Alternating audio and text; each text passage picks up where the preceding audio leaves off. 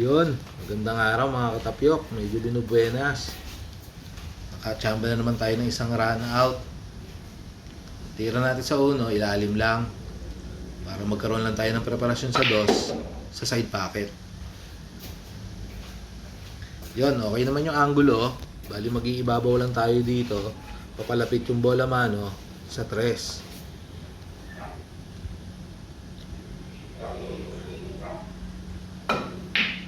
Medyo nalakas yung tira ko, pero may angulo pa naman.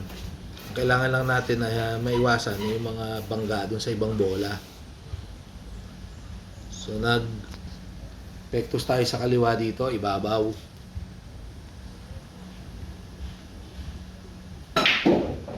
Maganda naging takbo, wala namang binanggaan maliban sa 4. Yun nga lang, medyo mahina. Walang daan ngayon yung 4, naharangan siya ng 7. So nagkombinasyon tayo ngayon dito para mapahulog natin yung 7. At the same time, sana magkaroon ng angulo at magandang preparasyon sa 4. Yun, medyo maganda naman yung angulo natin sa 4. Kailangan lang nating paketin yung bola mano papuntang 5. So nagpektos tayo ng kanan, ibabaw dito.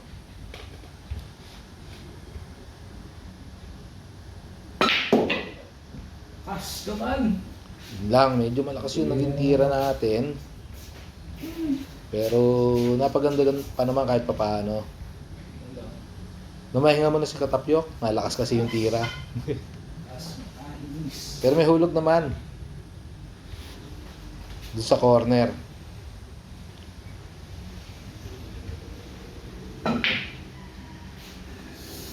Yun, natsambahan natin yung 5 sa corner.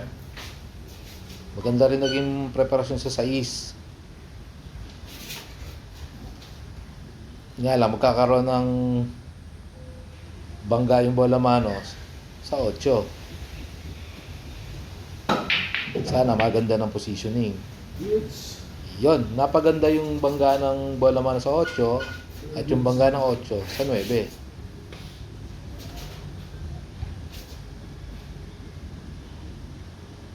Bali nag-pektos akong alalay na kaliwa dito para medyo magkaroon ng magandang preparasyon sa 9.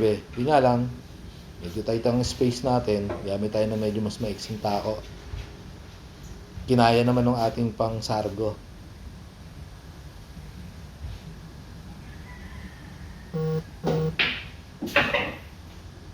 Yun, dali natin ang 9.